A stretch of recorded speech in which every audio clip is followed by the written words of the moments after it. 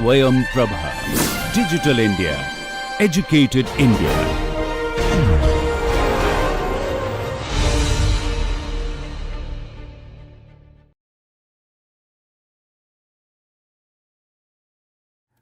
Now that we know the various steps we are going to follow in our discussion of optical methods for solid mechanics, for studying deformation in solid mechanics, we will start with basic idea behind digital image correlation. Now you have already seen a formulation that is analogous to this in the context of fluids, which is PIV. So when we start, I will tell you how this is different from PIV. We have already touched upon some of this last time, specifically that you have strain information and not just strain rate information as in the case of fluid. So that has practical consequences that we will see now, and I will also work out, I will derive some of the equations for calculating this thing called the cross correlation coefficient. You have probably seen this before in the context of PIV. Here I will refer to it as C. I will give you the definitions a little later on, and it will be parameterized in terms of a vector as opposed to just positions and displacements like you had in fluid. So some of those differences will be clear, quantitatively clear as we work out these details. I will also talk about problems with computing this correlation. Maybe I will discuss that first so that it gives you some motivation for why we need this type of elaborate scheme, and then we will develop an iterative technique at the very end, okay, for calculating CFP, and then from there determining what the minimum value is and what the corresponding P is. Okay. So, we will set it up, and then in the next session we will look at the actual practical steps that go into a typical implementation once you know what the equations are about. Okay. So, let me start with a basic solid versus fluid business now purely from a kinematic point of view.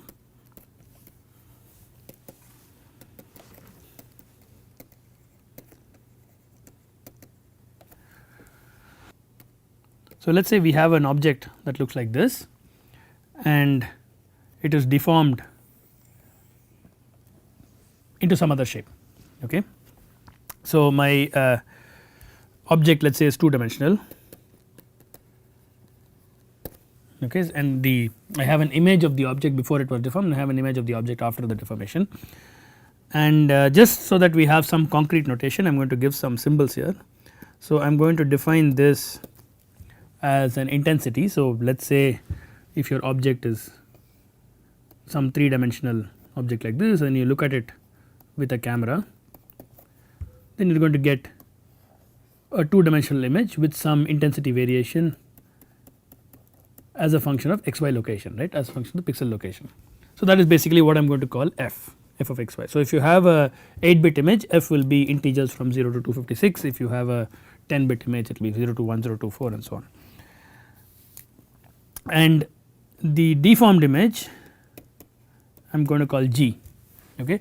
Just to distinguish between the two, I am going to use x and y for locations in this image, the first image. This is called the reference or the undeformed image, and this one is called the final or the deformed image. Okay. And just so that we make a distinction between which points we are referring to, whether it is in the reference image or it is in the final image, we are going to use x y for the reference and x tilde y tilde for the final. Okay. So, these are locations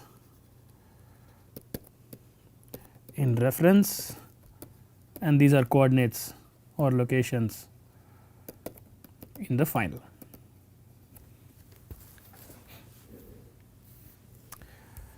Now, typically, like I said, if you have an 8-bit image, f is an integer. So, it is either 0, 1, 2 blah blah blah up to 2 to the power of 8 minus 1, and likewise if you have a higher bit image you will have more values for f, but they are all discrete, right. and the same applies to G. These are the only values that each of these locations, point locations, can take. Okay, and we have also seen some basic notions of what a discrete image looks like. So, the x comma y are pixel locations typically. So, x y and x tilde y tilde are typically pixel locations in a digital image. So, that means they are also integers, they go from 1 2 3 4 up to the size of the image. If it is a 500 by 500, then those are the limits on x and y. And so, you have 3 integers x, y and the actual value or the intensity of the image. Now, we are assuming of course that this is a grayscale image, we will work only with grayscale images. Okay. Now, just so that we can do some calculus, so we can take derivatives of the intensity or derivatives of the values, we will make an approximation. So, this is typical of most of these image processing schemes. We will use an interpolation method, and the method we are going to use here is bicubic, which means I will represent f as f of x y is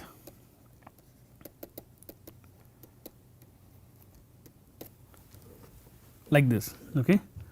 This is a double summation I comma j equal to 0, 1, 2 and 3,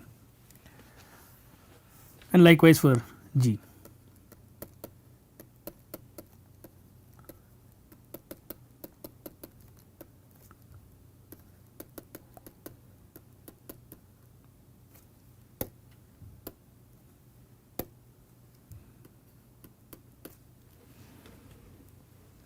Okay, so, this is the basic framework we are going to use. So, you have a map, let us call this map chi, which takes the undeformed image and creates a deformed image out of it. Our whole aim in this DIC is to look at the 2 images and determine this map.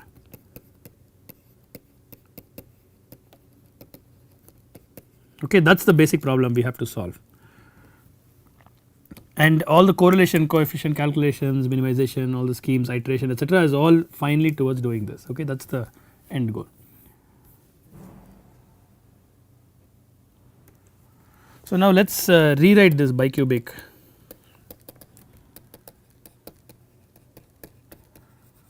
polation explicitly.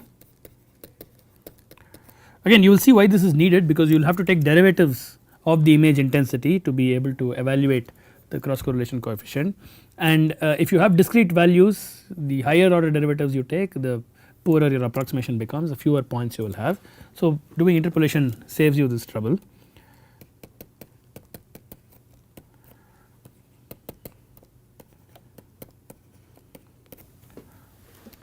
Okay, so, this typically these are coefficients that are determined from the image intensity, and these now are not integers, but are real valued. Okay, so, they go from 0 to the maximum size of the image without any integer values. So, they are continuous, and so that allows us to define intensities between pixels and things like that. Okay, the same thing applies to G. Now, this is basically nothing but a fit, right. So, you take sets of pixels around a certain location, you have x and y going, let us say you have this part of the image,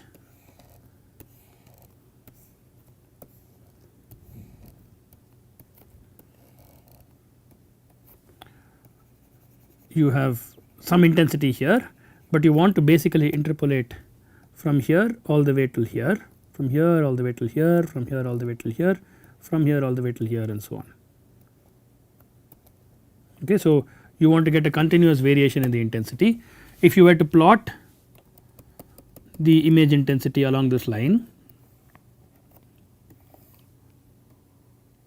so the non interpolated value will look, let us say this is f and this is along this line, let us say this is y equal to y naught. Okay, so, you are going along x. So, if you plotted x in the uninterpolated image, it will look like this, maybe, right. But then now our aim of being able to do this is to use cubic interpolation to capture this variation, okay. And so this allows you to take second derivatives, and you will see second derivatives will become important in the iteration scheme like I mentioned, okay. So even though f is an integer valued function, we are now going to assume that it is a continuous function that can take values on continuous coordinates. So the 3 integer sets that we had before are now all real numbers, okay, for the rest of the formulation. So please keep that in mind, and the same thing of course like I said applies also to G, and this is done in terms of the Bij. So the Bij are all fits, Aij are all fits, they have to be determined for each image completely, okay. You will have a whole set of Aij, Bij, from each location you will have a set of them. Good. So what are we going to do?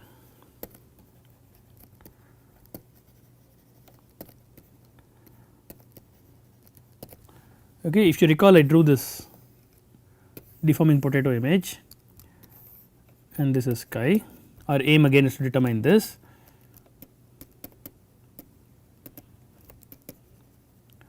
And the way in which we will do it, if you think about it naively, is you take small sections of this and you match with candidate sections here,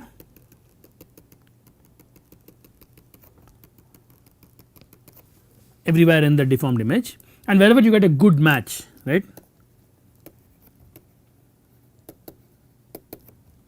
wherever you get a good match, it is very likely that this has been deformed into the matching subset here, okay. So this is called a subset, and this region is usually referred to as a search window. Again many of these things are similar, at least in construct, in a broad construct for PIV, except for how you look and how you do the searching, okay. So remember we said in fluids you have sigma as a function of epsilon dot, right. So this implies that instead of looking at chunks of fluid, what you would typically do, as you would do in a PIV scheme, is you would seed particles, okay. The aim is again to determine the velocity field. I think I stressed upon this at the very beginning for a fluid case. So you seed particles in the fluid and then you image and see where the particles are going, and these particles are assumed to be point particles typically. So the point particles are just characterized by their location, right. So you only have x comma y. So you look at one frame, see where the point particle is, you look at the next frame, see where the point particle is. So if it is in xy in frame 1 or in one image, let me say image 1,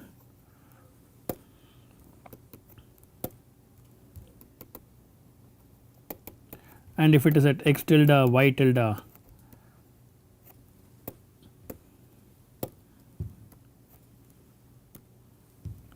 in image 2,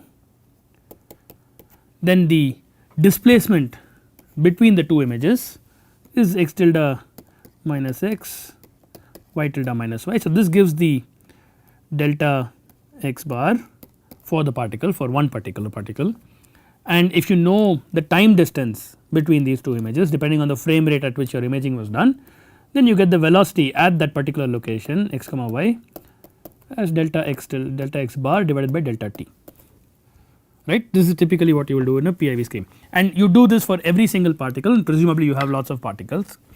Then you will calculate a velocity field, and so that will give you the flow field in the fluid, right. Now notice we said that for solids, because of the strain dependence, this scheme will not necessarily work, okay. The reason being, if you have a region here in a solid and you have a corresponding region here, the solid is not just the section of the solid is not just getting translated, the u and v or the x components that we had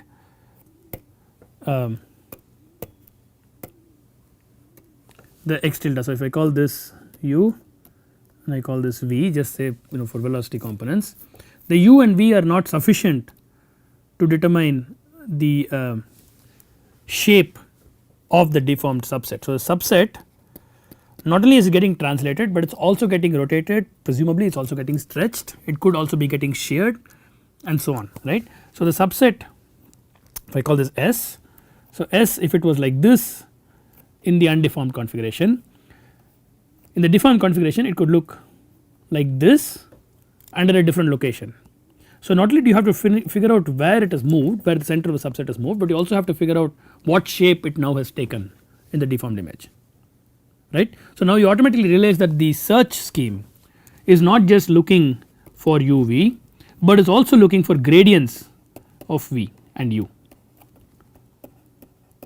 and these also become important because the gradients are what tell you what the final shape is. Okay. So, this makes the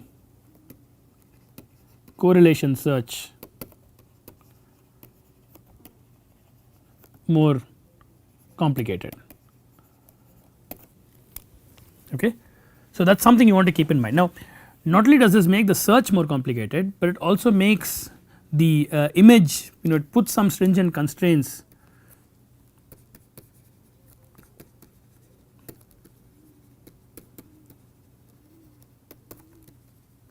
on the actual image itself. So, you can't always do this type of correlation. I will give you a couple of examples now.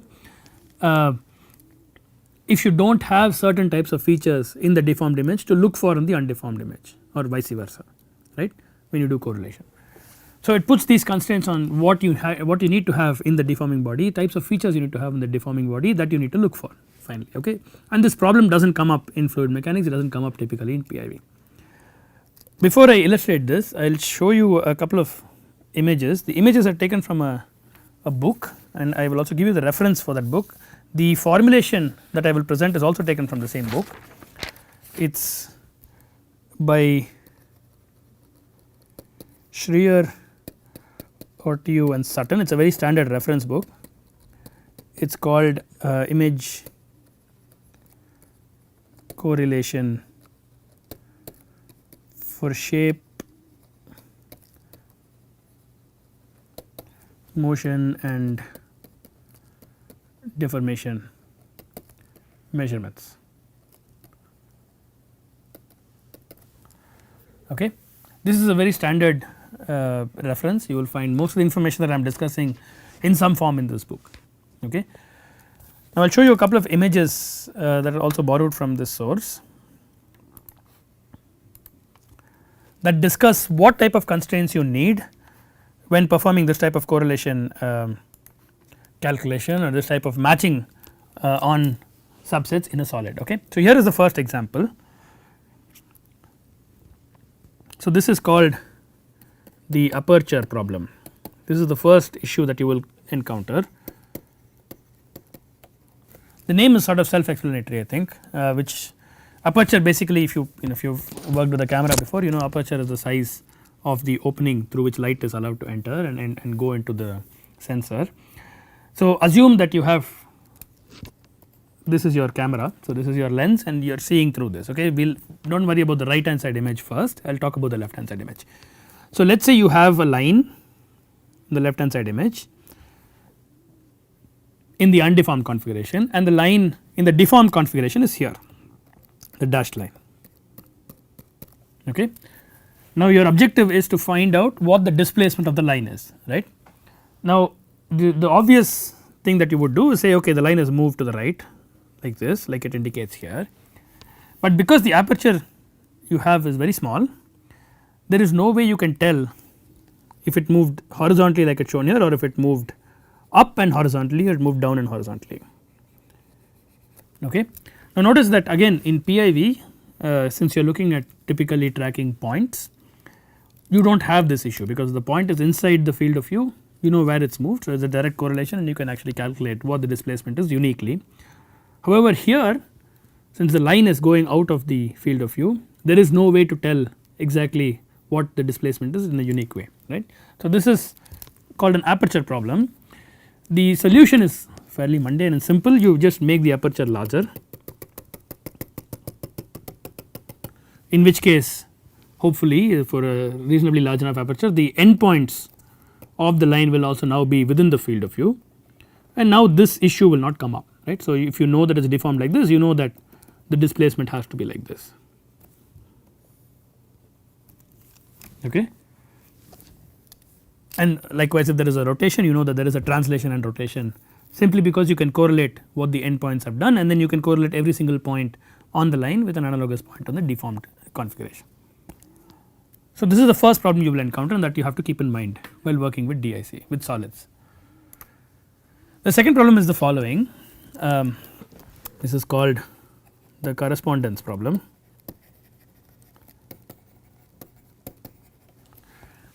And it typically is the following. So, let us say you have a uniform structure on the deforming object. So, let us say your object is like this and it is fairly large, and your aperture is this, the circle that is shown here, and so the aperture is picking up one part of the object, and on the object you have a uniform grid that is comprised of these grey and black dots, and on deforming you know that grey dot has gone to some other location, black dot has gone to some other location, right.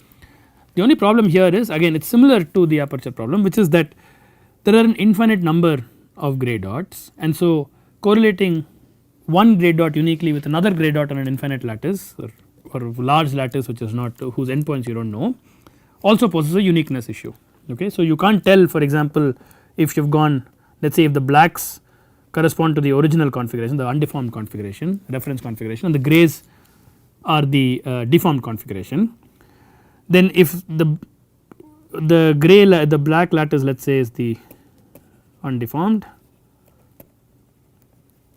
and the grey is the deformed. So, within the field of view you know that the black has to go to one of the greys, right, because that is the new image you have, but you do not know which of the greys it is going to, right. So, for example, this central black, we do not know if it corresponds to this grey or this grey or this grey or this grey, because you could have a solution for all of them or even to this grey.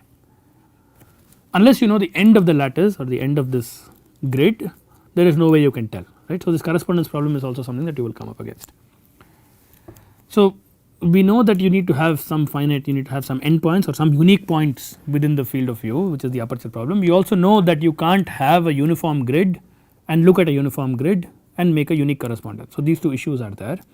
So, if you do away with any of these features, if you say okay, you know I do not want any features, can I just look at the object and say something, then again you are confronted with an analogous problem which is shown in the right image.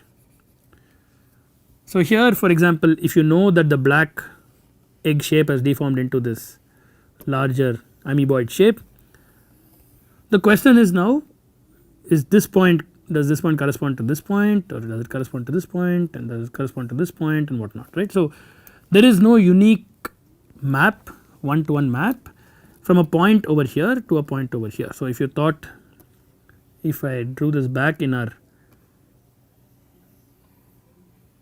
if I carefully draw this back, so this is the black oval that is in the middle and this is the grey thing that is outside, and if you recall I have that map chi. Remember our aim is to find chi, right, this map by looking at these two, right. Now, if there is nothing that tells you that this point somehow has gone to this point or this point has gone to this point, there is no way you can get a unique chi out of this, right. So, this is again analogous to the correspondence problem that we saw earlier. So, what do we do to get around these two issues? So, first the aperture problem, like I said, is reasonably easy to correct. You just make the aperture larger, include features that are within the field of view. The correspondence problem is gotten rid of by using something called a speckle pattern.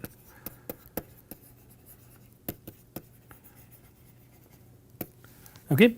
Now, this is typically, these are three typical speckle patterns that you can see here, and this is typically a random pattern.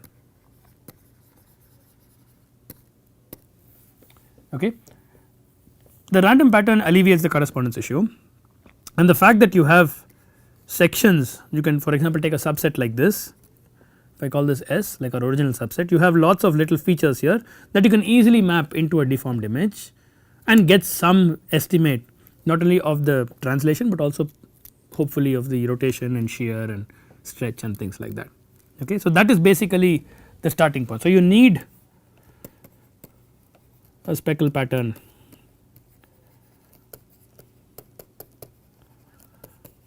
for correlation evaluation with not just displacement but also its gradients. Okay. So, that has to be there. So, any DIC scheme should start with a speckle pattern.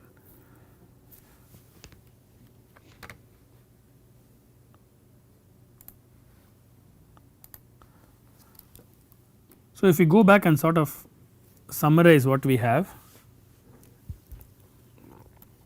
to start with f x y and g of x tilde y tilde, and this will have a speckle pattern on top. Okay. There is a random pattern, usually people will, there are all sorts of ways to put speckle patterns. You can use a spray paint, or you can use some abrasion and so on, anything that introduces random features that can be distinguished in the form of distribution of points constitutes a speckle, I suppose. And now you start with a subset in F and you look for I should say search, a more technical term I suppose, you search for translated and deformed and rotated versions in the G. Okay. So, you have an image with a speckle pattern, you have bicubic interpolation which is assumed, I am going to assume that. So, you can take derivatives, you have these two sets of functions and you start with one small part of f and then you look for a match within quotes for f in a translated deformed rotated manner in G. Okay. How you evaluate that match is the subject of some formulation, I will give you that formulation in a bit, but that is the basic idea. Once you know that, this will give you basically something that we will call a vector P. It has 6 components uv, ux uy, vx vy. Okay. So, this vector characterizes the deformation of each subset. Okay. So, for each subset call it S. So, like this if you do this for every single subset inside the image, the undeformed image, you can get a full displacement field for those individual subsets in terms of these 6 components.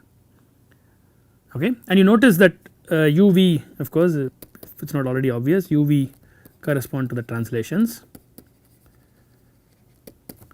the deformations correspond to ux, vy, uy plus vx, right.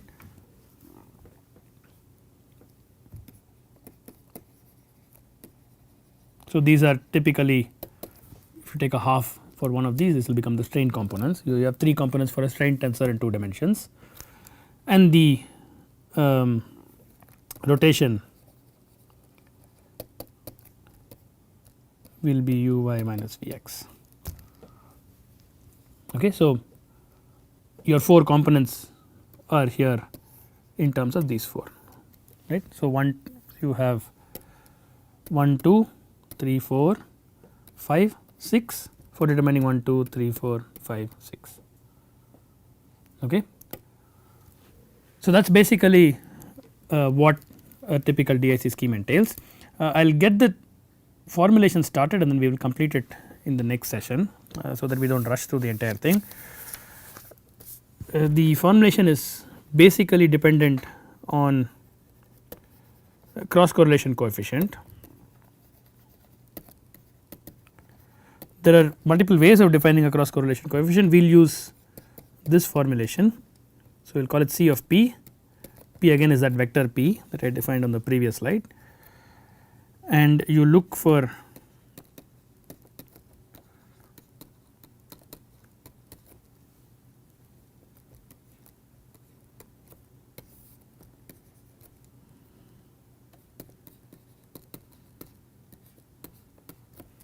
the summation is done for all x y inside the subset,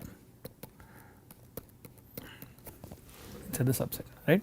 So, you have a discretized set of values for x and y. At every single value you calculate the C of p correspondingly by assuming again that x tilde y tilde are the deformed values of x y using p.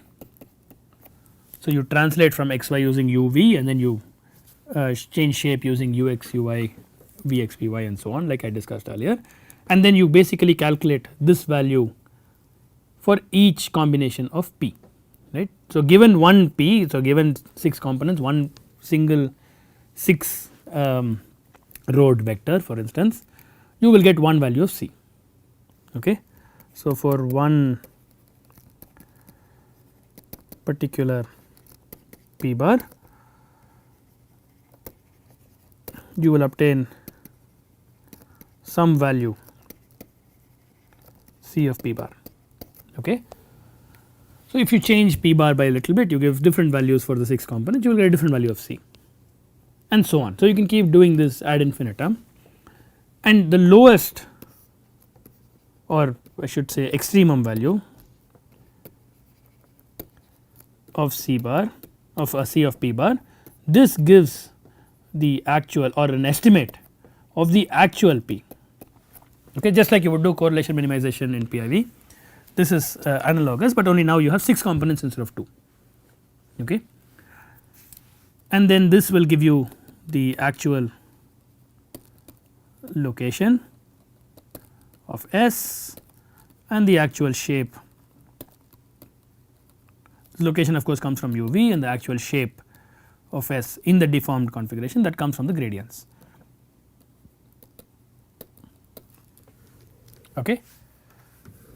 So, if you were very naive, you could just go and use all sorts of combinations for the 6 components if p, and then calculate c and keep track of every single one of them and then see which is the lowest, and that will give you the value. That is a naive way to do it. Of course, that is not the most intelligent way to do it. So, there is a very simple scheme that we can derive for evaluating this lowest value. Okay. So, we will develop an iterative scheme for doing this. So, that is what I am going to work out in the next session, and we will take up we will continue from where we have left off over here in developing this scheme, and I will also show you a typical sequence of implementations. I will show you a sequence of images and how each step makes gives you slightly more information, what you are doing visually when you are actually doing this search in the iterative scheme, and how you will do a little bit of post processing to get a continuous field, continuous gradients and things like that. Okay.